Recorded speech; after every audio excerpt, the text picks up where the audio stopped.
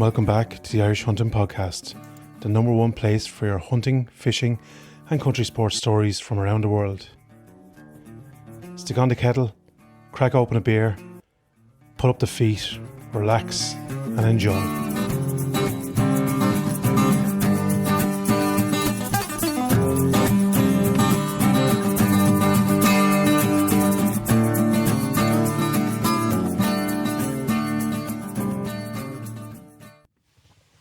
Hello and welcome back to episode 107 of the Irish Hunting Podcast. This week we welcome Michael Keegan into the studio. Michael is from FRS, Farm Relief Services, the company who won the tender for the deer management units in Ireland. This was a hotly debated topic at the time, and still is. We understood you had loads of questions, so we asked you to send them in. You sent them in your droves, and we've tried to put them across to Michael as best we can. Hopefully this goes a long way towards explaining some of those answers, and maybe from this we'll have some more. Enjoy this one, folks. Michael Keegan, welcome to the Irish Hunting Podcast. We're honoured to have you in, and thanks for taking the time to speak to us. Thank you for having me along. It's great to be here and be able to touch base with the people on the ground that are doing the work. Brilliant stuff. Michael, for anyone that doesn't know, he's heading up the deer management programme in Ireland. You're from a company called FRS. Correct, Farm Relief Service, yeah. Right, and I suppose we'll rewind a little bit, Michael, because we're going to take it from a perspective of, for somebody who's listening here that doesn't know anything about the deer management programme and how it was established and why it was established. Can you talk us through that a little bit? Yeah, okay. So, look, the Deer Management Strategy Group, Irish Deer Management Strategy Group was set up a couple of years ago in 22 and started off with a stakeholder engagement process which took a number of months. And out of that, without going into massive detail because we're here all day, but out of that came this document here, which was a report which was published in November 2023. That's the Irish Deer Management Strategy Group report, and there's a set of recommendations in that, 15 recommendations, and also there was surveys done, there was a stakeholder survey done to find out what people want. All of the hunting groups were involved. Most of the landowners groups were involved, so I'm talking IFA, INHFA, ICSA, all of the different farming organisations that had a say. Forestry organisations all had a say. National Parks and Wildlife were on it. So out of all those groups, this second set of 15 recommendations came, and that's what led us to where we are today. Okay. I suppose off the back of that, you won the tender. FRS did, yeah. FRS won the tender. How do you foresee the deer management groups being set up? What parts of the country? How many of them? Just give us the general. Okay, well, we were asked to set up 15 deer management units. This is the word that's been used, deer management units. So the deer management units, we've come up with areas based on information that we got from National Parks and Wildlife, from the natural cull returns, annual cull returns, and also on forest inventory damage reports. So basically the map is there in the brochure that I've given you. The areas were picked based on those figures. So the highest number of deer shot obviously in the country is in Wicklow. We had a total of last year, I think 69,000 and some 100 deer shot in the whole country. Out of that, there was 18,000, I think there was 18,600 or something, somewhere in that region shot in Wicklow. So Wicklow was obviously going to be a focus area. And then we had down at Cork and Kerry, particularly Kerry, you have a big focus there, down there as well, and up along the west. In the Midlands, we obviously had to have a presence in those areas as well. Deer management, just because you see a dot on a map doesn't mean there's a problem with deer in those areas. It's not just about reducing, taking all the deer out or eradicating deer. That was never the intention here. It's about managing deer and reducing the numbers where it's necessary. There will be areas where they don't need to necessarily be reduced, but they still need to be managed. So that's why we have kind of countrywide coverage. All right, spot on. So I suppose I'm not going to say anything that you don't already know. Yep.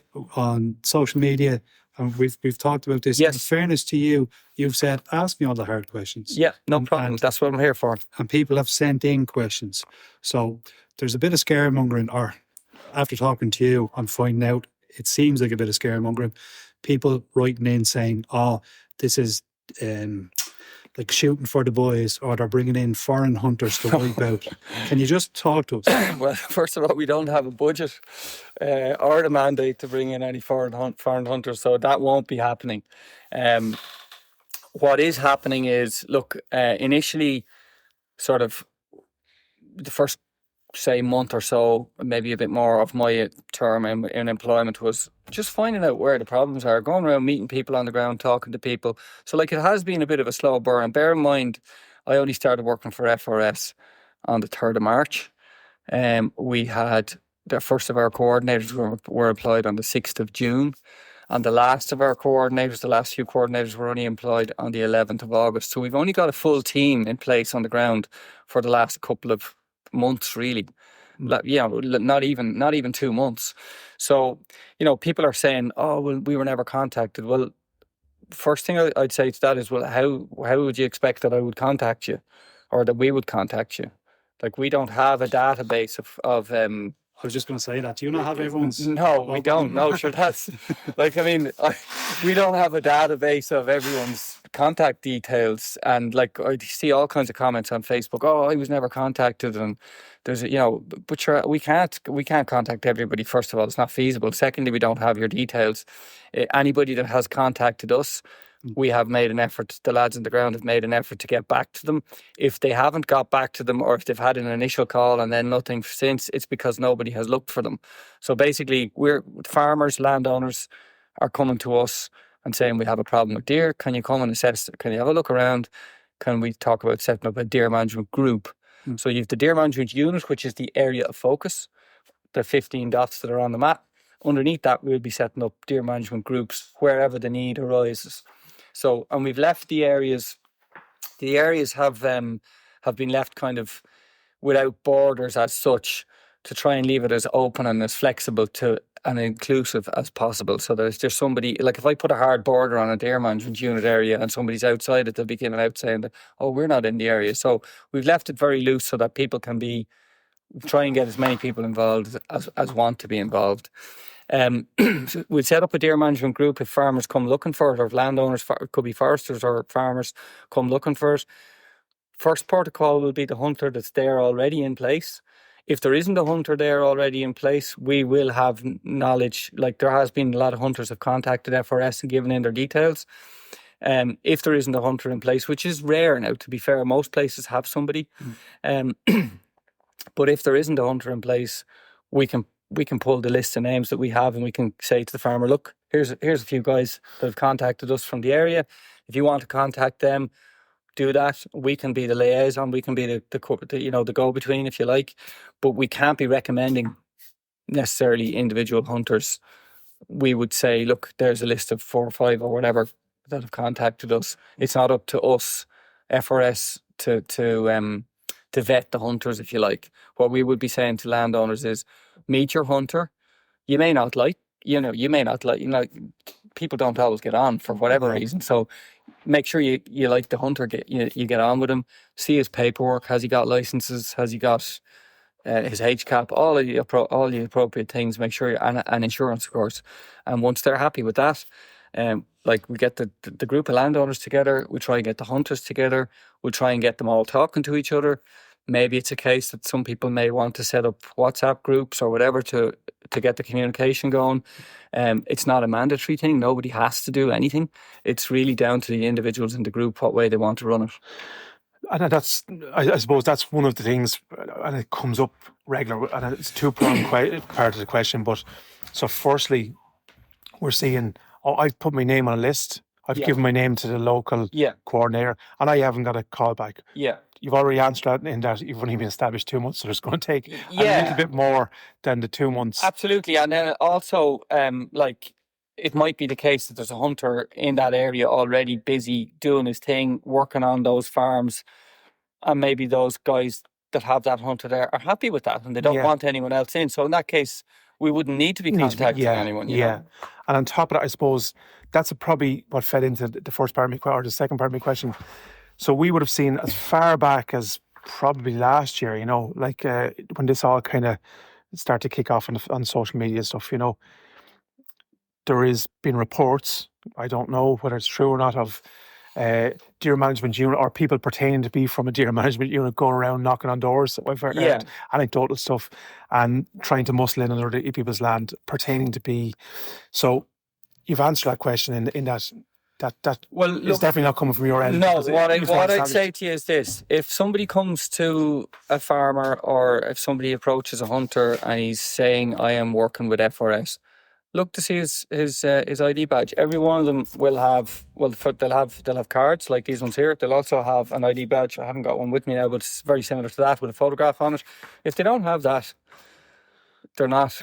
Yeah, they're not. They're taking a chance. Like, Yeah. obviously.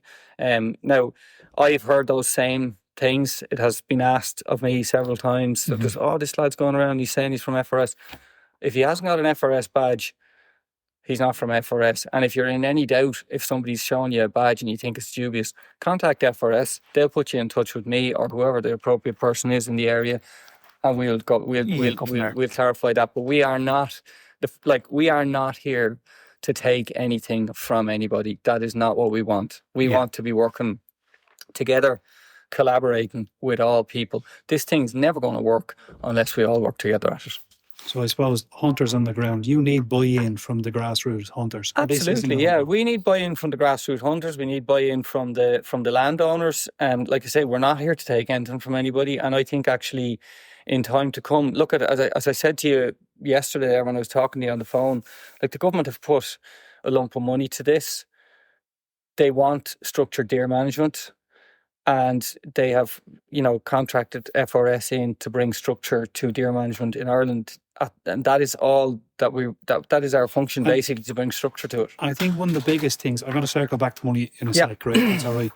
But one of the biggest things for the normal hunter on the ground, two things. One, they were terrified that they're going to lose their shooting because yous are going to set up unit, and you're after clarifying now. No, the only way they could lose their shooting is if the landowner decides he's not getting on with them, or they're not doing enough for him, or whatever the But that case could may happen be. if you were there or not. It could be, yeah, absolutely could. At the end of the day, the landowner retains the right to say who comes onto his land or who doesn't. Not us. We don't. Our role is purely facilitation here. Okay. And then the next part of that is the local deer management units, the points of contact.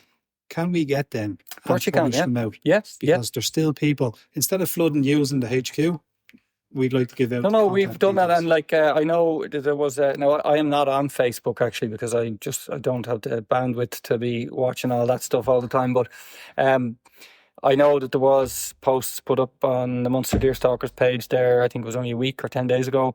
Saying that we haven't been contacted and who can we contact. And one of our coordinators put up a list of contact details, a list of all of the coordinators on it. Yeah. And I had a meeting with the lads there the other day. They haven't received any phone calls from it. So like the details have been given out. Yeah. We have done press releases. We've done local radio interviews.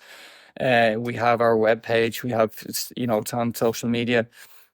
Like, if people want to find us, we're not hiding anywhere. Yeah, no. We're very easy to find. As you know, you Well, went look looking you for up. me, I looked and I'll answer any call I get. The only good thing about this is we have 15,000 followers across platforms. That's not including the actual podcast. So you're now able to speak directly to the hunting community. Yeah, absolutely, Predominantly and that's important, and that's why I'm here. Yeah. It's great to get this opportunity, Yeah. because I think I'd really like to make sure that the right message gets out there, because there's so much scaremongering on Facebook and on other social media platforms, just silly stuff that isn't true. Like, so, if you want fact, if you want the real story, come to FRS or come to one of our coordinators, and we will give you the brilliant. And if you give us them, we'll absolutely, post them, so I'll people send can- you the list after. Now back to money. One of the big questions that came in, and I actually thought it was 1.4, but it's not 3.4 Yes. over the duration. 3.4 million. How is that money being allocated? Is there any benefits for hunters to come out of that? Do you foresee any benefits, like what would you call it? incentives in Incentives. I'm struggling for words here. Incentives for hunters. Currently there is no incentive for hunters. There is no incentive payment for hunters. Look at the deer management strategy group has gone to the department looking for that. Whether we get it or not is another day's work. That's still to be decided, but it has been looked for. And I can't really say much more about that because it's subject to whatever. It's outside your control. It's outside my control. Yeah. So like in terms of the 3.4, like that was given to the Deer Management Strategy Group. And the Deer Management Strategy Group contracted FRS. That's how it works. It's paid like the department. It's Department of Agriculture funded through the Deer Management Strategy Group. So we've been contracted in over 4 years. It's like we've 10 staff on the ground. You know, you pay 10 staff, mileage, expenses, and all of the things that come with that. We've also got an IT system in place which records all the movements of what's going on, try and capture all the data on the ground. So obviously those things all cost a lot of money to put in place. So the funding that is being sought, there is extra funding being sought to try and give hunters something, because I firmly believe, and I've always believed from the start, that unless we have something, like the hunters have to be able to get something out of this. They're the ones that are going to be doing the work on the ground, and why shouldn't they? Like, it's not an unreasonable request that they should get something for them. I mean, venison at the moment is at an all-time low price-wise for a whole variety of reasons, and I'm not going to start pointing fingers at anyone. I mean, the game dealers have their own expenses and stuff that they have to, you know, it's not a cheap business to run, and I don't understand their costs. So I don't really want to get into that. Lots of people will be saying all sorts of things about the game dealers, but really without them, the whole thing wouldn't work either, you know. So it's all of us together in it. It's the landowners, it's the game dealers, it's the hunters. We all have to work together on these things. Yeah, I suppose that is there is a supply chain there for this to work. So obviously you guys are sitting from a coordination, a mediation, or a medium point of view, correct, connecting some of the dots. But I suppose the last bit on that, obviously a game dealer. And like that, we'd get loads of, they're only offering pittance for it, and you'd be better off getting dog meat, all this kind of stuff, right? The next stage, obviously, is the end user, the shelf, or the restaurant, or the promotion, and we see all the time we've dairy promotion, we've beef, we've cereals, and down to vegan and vegetarian. But is that part of it? Are we going to see some sort of promotion of wild you game? will now. Look, FRS, that will be coming through the Deer Management Strategy Group. Okay. So basically, we've had initial meetings with Board Bia. Okay, now Board Bia in the past haven't promoted venison, for a variety of different reasons. I suppose. Look, it's probably, maybe they don't see it as traceable enough, and I'm not. Please don't quote me on that, because I can't speak for them. But I'm just imagining. Yeah. So, you know, there's a whole piece to be done around that, and that's very much in play at the moment. And on the venison side of things, we have had a study commissioned on the, you know, routes to market for venison. Again, like you talk about the 3.4, like all of this has to come out of that budget. So, you know, that is very long getting swallowed up. Even though it sounds like it is a huge amount of money. It sounds like an awful amount of money, but when you break it down, employ 10 people annually and put all these systems in place, and put your, you know, you start doing reports and studies into things and trying to do a bit of market research, it gets swallowed up very quickly. It's quite a tight budget. And I suppose the next part is from if I'm a hunter on the ground right now, what are you encouraging me to do? Do you know, so like if I have any doubt or fear, or if I want to get involved? If you want to get involved and if you have any doubts or fears, what I'd encourage you to do is contact your local coordinator on the ground. Now, you say, well, how do I do that? Well, there's the leaflet there. The web address is on the back. You can ring FRS, any FRS office. Okay. You can Google FRS, Google the number, you'll get it. Ring any FRS office, or look up that web link there, frscoop.ie/deer, and you will. There's an FAQ page there. contact details are there. You can email or you can call in, and those people will then put you in touch with the relevant coordinator. But what I will also do is give you the list, and you guys can publish it on your website or whatever. As Rob said there, what we'll do is we'll take a picture of each one of them and we'll pin it to the top for our homepage. So it'll be the first thing that people see. It'll be click in there, that'd be go great to your help. regional or local. I'd say we don't want to be hiding, and we're not hiding, but do bear in mind that the project is very, very much in its infancy. And like I remember people ringing me like, I was only 2 weeks in the job. I was still trying to figure out FRS and the whole, the structure around that. And people were, why haven't you done this? And why haven't you done that? But sure, like, we were only just at the very, very beginning of it. Like, it is going to take a little bit of time to get this up and running. And I would really, I'd encourage all hunters and landowners, anybody that has landowners that have a problem or hunters that are wanting to be involved, to get in touch with us and get involved, because ultimately, I would see that this is probably going to be quite beneficial for hunters if we can at some point get some kind of a payment, an incentivised payment into it. Hunters will end up getting a few quid out of it, and why shouldn't they? All the gear is very, very expensive. You guys know that. I don't need to tell you. Yeah. Rifle is a couple of €1,000. Scopes a couple of €1,000.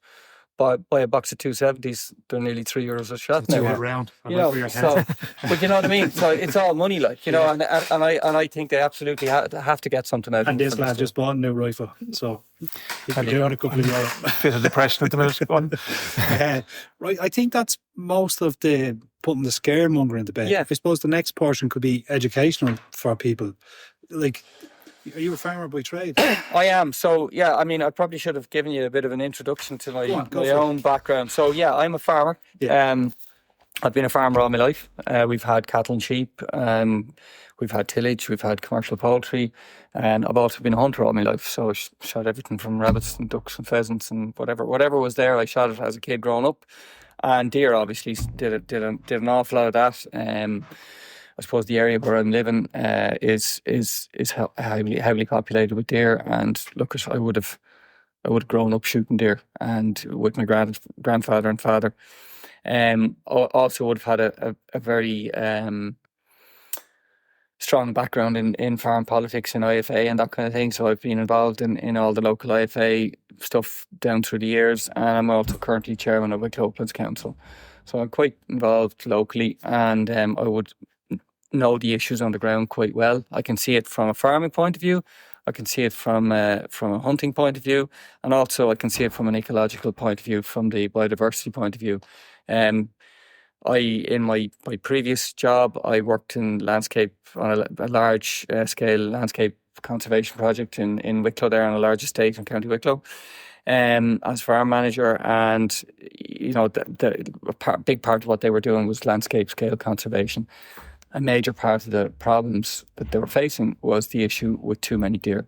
Just too many deer, damage being done. And that's everything from grassland, forestry, peatland restoration. All of those things are all heavily impacted by deer. And at Wicklow particularly is very heavily impacted. And there's a lot of other counties very heavily impacted. Some would say it's Wicklow only, but that is not correct from what I'm hearing on the ground. And there's huge issues around the country, and where the Department of Agriculture and the government are funding, looking to try and fund climate actions for climate, for to benefit the climate change crisis and all of that, biodiversity crisis. But we have deer doing major damage as well in certain areas, and that's a big impact on it's having a big impact on that. It's costing a lot of money. A lot of this forestry that's been put up is all grant aided. Fence, all has to be fenced for deer. That costs thousands and thousands of euros. And if you, as part of the stakeholder engagement process, if you look there at the leaflet, you'll see that biodiversity loss was top on the agenda in terms of things that people were concerned about, or the reasons why people felt that there should be something done about deer was biodiversity loss. It's a big issue. Yeah, I suppose. And agriculture, of course. Yeah, so agriculture. So that leads me on to my next question, which are farming head on. Yep.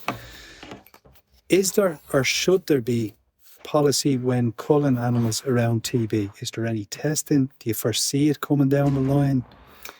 as Deer- part of this? Okay, well, yeah. I mean, look at if you find a deer on a farmer's land that you're hunting, Mm.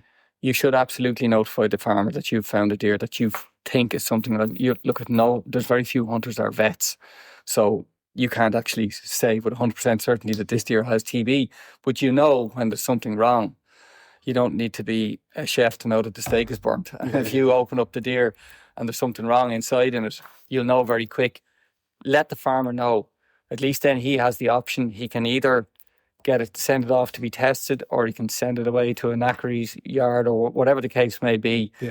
But at least he knows that you found a deer. So I would encourage any hunter that finds a problem, make sure you let your farmer know, because we have unfortunately, we have heard of cases where farmers have gone down with TB, and they spoke to, they were in conversation a couple of weeks later, they were speaking to their hunter, and their hunter said, "Oh yeah, sure, I shot a deer over there and he had TB, I forgot to tell you." That's not great now. You can understand how a farmer would be very annoyed if he heard that from his hunter. So if you see a deer with TB, let the farmer know, and then he can decide what he wants to do with it, In terms of, I suppose, we know we've a couple of different species of deer on the island, and we're only back from a trip to Hungary where they manage deer extremely well. Yep. They do it the right way, and there's proper reimbursements for farmers, and it's the flow of money, I suppose. Through hunter, the game meat industry is decent over there, so they utilise it. And I suppose, excuse me, we're all hunters here, so we don't want to see the eradication of deer. No. I think that's one of the fears as well from a personal perspective as well. We all hunt a bit of sika as well, and they're a fantastic animal to hunt. While they have become overpopulated in certain areas, it's still important to us as hunters. I don't like them being seen as, like I've heard them being called, as invasive pests, and it's sort of treated the same as a rodent. Like they're an extremely valuable resource both to the hunting community and from a biodiversity point of view as well. I know when they become overpopulated, they do damage, but on the other side, there's benefits to having them on the island as well. Absolutely. I think, look, well, the first thing I'm going to say is I don't think it would be possible to eradicate them, even if you wanted to, because they are so elusive and there's so many of them, and there's only a limited number of hunters in the country anyway, all of which, most of them anyway, have full-time jobs, and they're just doing this on the weekends and in the evenings when they have time. Even with full-time staff that are dedicated to it in the UK and in Scotland, they are really struggling with deer numbers over there, and they have structured deer management in place for 40 years or more, 50 years. So they can't get on top of it with that structure in place and professional paid hunters there all the time. So how people think that we're going to eradicate deer in the life of a 4-year scheme on the island of Ireland, it's not going to happen. It's far-fetched. Now, I think, look, with regard to your comment of them being a pest, look at, if you're a farmer or a forester and you have deer in massive numbers, and I'm talking, there is areas in Wicklow where there's 40, 50, 60 deer per square kilometre, they're in, I suppose in those instances, they are in pest or in plague proportions. Yes. And it's about managing them down to a level where you can get a little bit of natural regeneration in your forests, where your fences aren't being torn out of it by deer, where your grass isn't being damaged, and where they're not a major threat to livestock if there's a disease issue. Yeah. And I'm not saying that there is a disease issue in the whole country. Yeah. Certainly in some parts of Wicklow, TB is an issue in deer. The transmission between TB between badgers and deer and cattle isn't something that's, to my knowledge anyway, 100% fully understood. There's definitely some sort of a link there. Yes. I don't know what it is. I'm not a qualified vet, so I don't feel qualified to talk on it. But there is some sort of a link. Yeah. So in those areas, to drop the deer numbers a bit will obviously relieve that. And I think we all, because we manage a couple of areas ourselves where we do well in one or two of the areas we can keep on top of it. Another area you're doing a little pocket in between. Yeah. It's harder, but like, is there any thought put into the quality of the herd, or herd management from that perspective? Like, are we just looking at just going out and just eradicating numbers willy nilly, or is there any, I suppose, a thought, Genetics. given to genetics to improving the Look, quality of herds? I mean, common sense would say that if you're a hunter, you're out there and you're not, to take out the weaker ones, to take out the, like, hinds and calves particularly. The season was changed there. Look, we can sit here and argue about the changes to the season till the cows come home.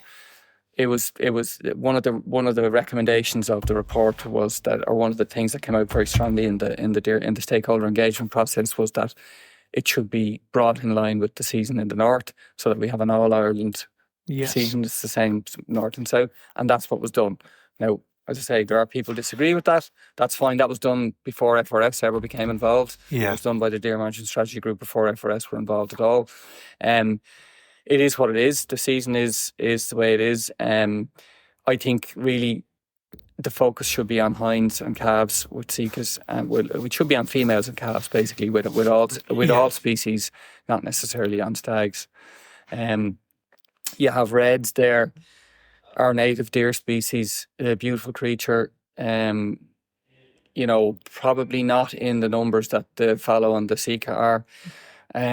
There's a whole argument about, or not argument, but a whole discussion about how they should be treated. Should they be treated differently? I don't know. It's something that's for discussion. It's all for discussion, But I think definitely with Sika and fallow, I think there needs to be a serious effort made at reducing the females and the hinds, bringing them back into balance a bit. You've got, like, it doesn't take very many stags to cover a large amount of hinds, so there's no real benefit in focusing on stags. I suppose, look, at people you hear this thing all the time about trophy hunting, and it gets a bit of a bad rep. Personally, I don't see the issue with that. If people want to hunt their trophies, that's fine, but they also then have to realise that you need to focus a little bit on the females and calves too, if we want to drop the numbers. I suppose, at what stage will you get to the right figure, and how are you going to update people on the ground? To, like, will you have a newsletter? Do you have internal apps? Are you producing your own apps and stuff like that? We will be producing an app. We've an app. It's in testing and development at the moment. There's not a whole pile I can say about it yet because it hasn't been finalised, but we will be producing an app because we have to record what's been done on the ground, obviously. Look, in terms of numbers, this question gets asked all the time. Nobody really knows what numbers are on the ground, and I don't think we're going to focus on the number too strongly, because we could waste the entire budget trying to count deer and actually achieve nothing, have no more deer shot. What we will be focusing on is impacts. So where we see the impacts coming back into line, then we'll know that the number is right. And, like, who knows, at some stage later down the road, it might not be, it may not be in the lifetime of this scheme, but maybe there will be a complete national count done at some stage. It's very difficult to do, as you know. Like, you guys are out in the ground, you're hunting. You could count 50 deer here today. You could come back to the same location and count it 2 or 3 times in a week, and you could get vastly different counts every time. So, because they do move around, so it's very hard to get an accurate figure on it. I think focusing on the impacts is a much better way of doing it, and that's kind of the accepted norm now across Europe and across the UK. They have very much stayed away from numbers because, again, it's just too hard to get an accurate figure. It swallows up money very, very quickly. You could probably swallow 2, 3 times the budget trying to do. Yeah, well, I mean, look at the technology is improving at a rate of knots, as you know. Like drones, thermal drones, all that kind of stuff. It is getting a lot better, and it is getting easier to get more accurate counts. But it's still costly. Like, they love hiding in areas that people can't find them. If you wanted to count every deer in the country, you'd have an awful lot of money spent there, like, very, very quickly. I think the next part of that as well is, I suppose, we're talking from a hunting perspective here. So, like, if we're going out now, or sorry, the government is actually going out now and asking, right, hunters need to get behind us, do us a service here, lads, and go out and hunt. And it's not an easy for anyone who doesn't do it. It's not by any means easy. You're going up into generally parts of the country which are uninhabited or close on. They're hard to get deer in and out. You have to trek up your own time, your own diesel, all that kind of stuff. And so they're saying to us here, get behind us, and we're kind of like the forgotten cousins at the wedding sometimes. Well, just on that point, like the hunters were very well represented in the stakeholder engagement. Like all of the deer groups, the Deer Alliance, the Wild Deer Association, Irish Deer Society, Irish Deer Commission, all of those were involved. No, and NARGC as well. Absolutely, I understand that. So from that point of view, and that's that's one part of it. But like as you rightly said, there's a lot of time and equipment, bullets, and so on. And then we have to, get the animals, and we have to track them across to a game dealer somewhere. And there's not too many of them around the country. Yeah. And sometimes, so that's not really going to be sufficient for the quantity of deer we're looking to. It's sufficient if there was, I suppose, mediums in between. So, like, if there was a place we could bring them, So if I'm traveling from Wicklow, I have to come back down to Clane. Probably is probably nearest one. Is it one in Wicklow? Is there one in Wicklow? There is a collection point in Wicklow. Yes. Okay. Yep. So there's one in Wicklow, one in Kildare, one in Mayo. And where's the fourth one? Is it? There's one in Kerr. There's a game dealer down in Kerr there. There's one in Kerry as well. Yeah. But what I mean is, like, is there a better way to make it a little bit easier from a hunting perspective? Or is there plans to? In an ideal world, it would be great to have small communal larders all over the country. I'd love to see that happen. Yeah. If you're going to ask me, is that going to happen in the lifetime of this scheme? I don't know. Yeah. We haven't got funding for it. Okay. In an ideal world, I'd love to see it happen. Yeah. But there's a lot of steps that need to be put in place for all that to happen. Like they have it in the UK. They also have grants in the UK for, I think it's 50%, up to 50% grant funding for hunters to buy their own cold rooms. Yeah. So maybe that might be a cold room that might hold 6 or 8 animals. At this moment in time, there is no scheme like that in place in Ireland. I would love to see something like that in place in Ireland, but it's a little bit away yet. Yeah. Well, but the point I was probably poorly trying to make was, for all the money that goes into hunting in the country and the tax revenues and all that kind of stuff, surely we can try and get, or at least campaign for a place where, as you said, if there was a lard or a fridge, even from a single hunter perspective, well, you could get a little bit of a rebate or this is in the programme for government. Yeah. So the government is seriously behind this. They realise they're spending a lot of money on environmental restoration. They're spending a lot of money on forestry. There's issues around, there's reportedly issues around disease with cattle, TB, all of that sort of stuff. So there's significant cost already being incurred to the state because of deer. Mm-hmm. So they know that they have to do something. Yeah. And that's why this has been set up. So, it's going to take a little bit of time to tease out all the different things that may or may not happen. And like at the moment, this is far from perfect. It's just the start, This is a start. Yeah. It's going to be built on. Over time, we'll find out things that maybe don't work so well, and we might shelve that and maybe go a different direction. But it's going to take a little bit of time to see what works on the ground and what doesn't. And I think what I appeal to people is to be patient, to work with us. As I said to you before, we're not here to take anything from anyone. We don't want to be. It shouldn't be an us and them. It should be all of us working together. That's the way it is in the UK. And when structured deer management started in the UK, they experienced a lot of the same sort of kickback that we are getting at the moment. But over time, people realised actually this isn't a bad thing, and there's something to be gained out of it for us, and people rode in behind it. Right. I think the overall message of this is a good thing. Because at the start, when I first heard about it, I was actually on the opposite side. Yeah, of course. I was going, oh no, I only have one field to hunt in. And these fuckers are going to come in and take it. And that's why I reached out. And after talking to you, and you were being nothing but forthcoming and wanting to answer the hard questions. And I hope this puts people's minds at ease. Yeah, well, look, and like we can do it again in a couple of months' time or whatever if you want to. If there's more questions that are coming back, or if there's any feedback, like that's what we're here for. Like we're not hiding from anyone. Deadly. I've got 2 questions. If you could wave a magic wand, how would you like all of this to go perfectly for you? And 2, what colour do you shoot me? I'm a 270 man. Go on, magic wand. Look if I had a magic wand and an unlimited budget, I would love to see an incentive piece for hunters. I'd love to see cold storage around the country, that communal cold storage, whether it be, it could be privately run or it could be state run, but there needs to be something there to start so that people don't have to be driving for miles and miles with very low value carcasses.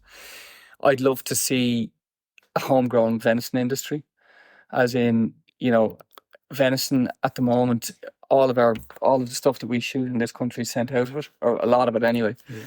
And I often think it's such a waste. It's such a shame because it's such a good product, very high quality protein, lovely meat, clean, fresh, environmentally friendly produced. There's no negatives to it. And we're shipping this stuff out of the country. Why can't we be using this? Why can't the housewife or houseman or whoever it happens to be go into the shop and pick up venison as well as beef or lamb or whatever else they want to eat? It's a no-brainer to me that it should be there. It should be. So I would love to see that developed, and that in turn hopefully would bring up the price of venison, would give a little bit more money back to the hunters, which they richly deserve, in my opinion, for all the work that they put into it. And I think a rising tide would lift all the boats. So if we could, and then collaboration. So farmers and hunters working together to come out with the right outcomes. And shouldn't be one-sided. It shouldn't be all about the farmers' needs, and it equally shouldn't be all about the hunters' needs. It has to be a two-way street here, or it's not going to work. Yeah, and I think from a magic wand perspective, if I was waving my own, I'd love to see that in that there's the mutual crossover. Farmers need us at the minute, what I'm saying, and hunters, as they need us, because we're going to be the ones that'll be doing the work on the ground, essentially. Yeah, and hunters need the farmers, because otherwise without them there's no sport. Exactly. So and that has to be respected too. Exactly. But because I think there's a little bit of farmers need to realise if they've got a good hunter, he's worth looking after.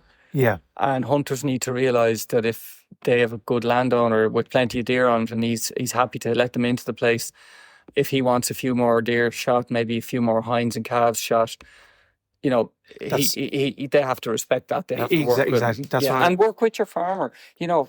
I've said this at farmers meetings. You have tractors, you have quads. Try and make it easy for the hunter. If he's going up a big hill and he's got a half a dozen deer to drag back down, if you have the time and the ground conditions are allowed, go up with the tractor and pick them up in the front bucket for him, bring them down. Yeah, especially bigger animals like that. Just give them a bit of help. Like the farmers have a problem with too many deer. And I'd often say to lads, if you've got a problem, if you're growing a crop of spuds and you see them getting potato blight, but you're not just going to sit there with your hands in your pockets. You're going to do something about it. And farmers need to be the same, doing something about it. But then, as I say, the hunters also need to, be mindful of the fact that without the farmer, they wouldn't be able to. And I think that, again, the benefit of probably, I don't rehash them, we travelled over to Hungary, and there's that really close link. A farmer will watch one of the hunters driving out in his jeep, down obviously along the headland or whatever, being respectful to crop and ground conditions, etc., because he knows that farmer or that hunter's doing the job. Yeah. Do you know? So there's that. Well, a lot of farmers don't shoot. Yeah. There's a fair few that do shoot, but a lot of them just don't bother with it. They're either too busy, or they haven't got the skill set, maybe, or they're not fit enough, or whatever. Like the age profile of farmers is getting older. Yeah. And it is with hunters as well, as you know. Like there's not that many young lads coming into the sport. Yeah, and I think we all have a job to do here. I think the message here, at the minute, is we need to do this collaboratively. We need you guys to be giving the information down, as you are doing, and hopefully this will help filter out. And accept that we're not going to get it all right on day one, Yeah. and that there will be teething problems, but we'll work through them. Do you know what I Yeah. mean? There's nothing that can't be talked about and worked through. Yeah, and that's I think so. Hopefully, we've allayed some of the fears. There will be many more that'll come out of this. There'll be other questions, and people say, "Why didn't you ask?" We can't think of it all. It's hard to think of it all, but Yeah. look, I'm there. There's no problem. Any questions if you want. If somebody approaches you with a question, give them my email address. They can send in an email to, or give them the brochure. The brochure. They can send in an email there. Or they can contact us. One of the coordinators will definitely be there to answer any questions we can. I just see, obviously, in the map, there's a glaring hole in the top corner. Yeah. And is that is there cross-border collaboration? Okay. Currently, there isn't. Okay, so this is an Irish scheme funded by the Irish government. Back to what your earlier point, where you asked me if I had a magic wand and an unlimited budget. Yeah. I would love to see some kind of a cross-border initiative at some point in the future. That isn't. I suppose we're trying to get our own thing going here at the moment, but I think it's vital actually that at some point. Yeah, because they don't recognise borders. No, absolutely not. And we have been contacted by people in the north, who are wondering what's going on and everything else. And I think it's a no-brainer if we put pressure on in the border counties. Of course, it's going to have a knock-on effect on the other side. And as you rightly say, deer do not respect borders. No. And getting back to your deer management group scenario, so where you have your local deer management groups, and this is why it's so important to have landowners in an area working together, because exactly for the reason you've just described there, deer do not respect borders. So if you've got, you're hunting on one farm here, you exert an awful lot of pressure on that farm, well, it's just going to shove the problem out into the neighbour's farm. Yes. So this is why the deer management group concept is so important, that we all get to work together. And maybe the